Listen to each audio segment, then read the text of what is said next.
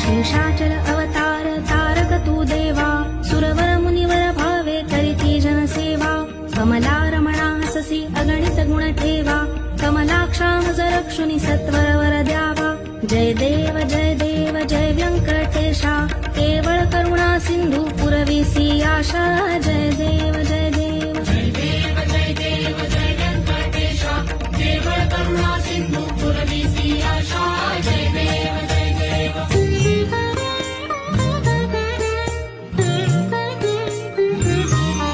हे निज वैकुंठ म्हणून जातो मी तुते, दाखविसी गुण कैसे सकळी कलोकाते.